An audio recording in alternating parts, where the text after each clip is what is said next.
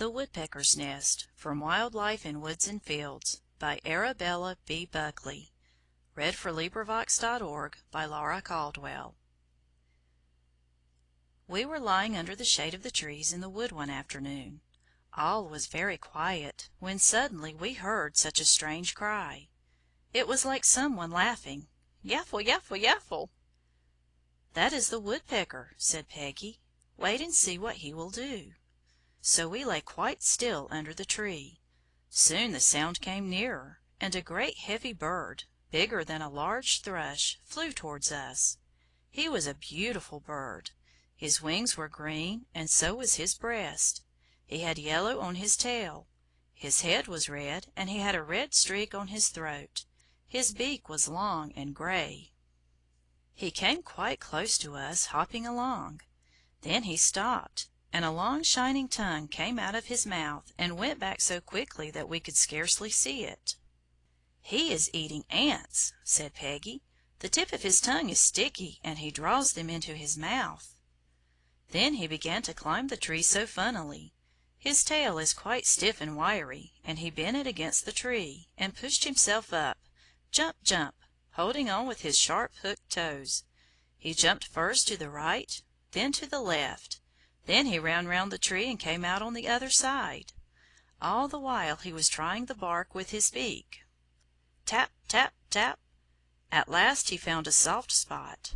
Then he tore off the bark and ate the grubs, which had made the tree rotten in that place. After this he came down the tree again. It was so funny to see him. He came down backwards, tail first, using it to steady himself. Then he spread his wings and flew slowly away.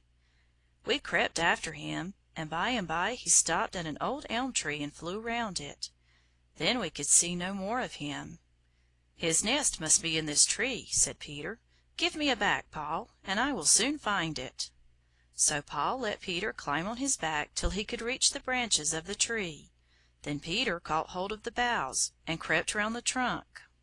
"Here it is!" he cried at last. "There is a small hole, just big enough for a bird to creep in.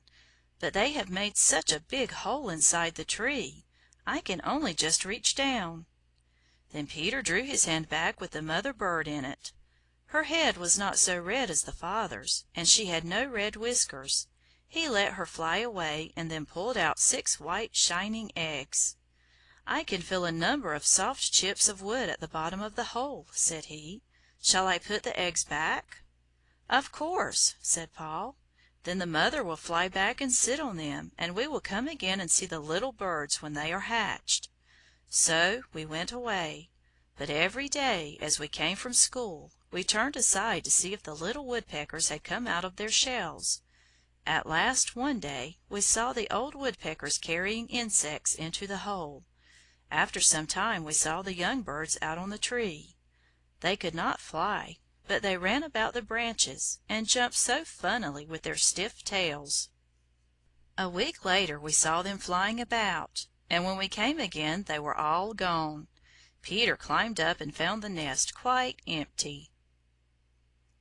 End of the Woodpecker's Nest. This recording is in the public domain.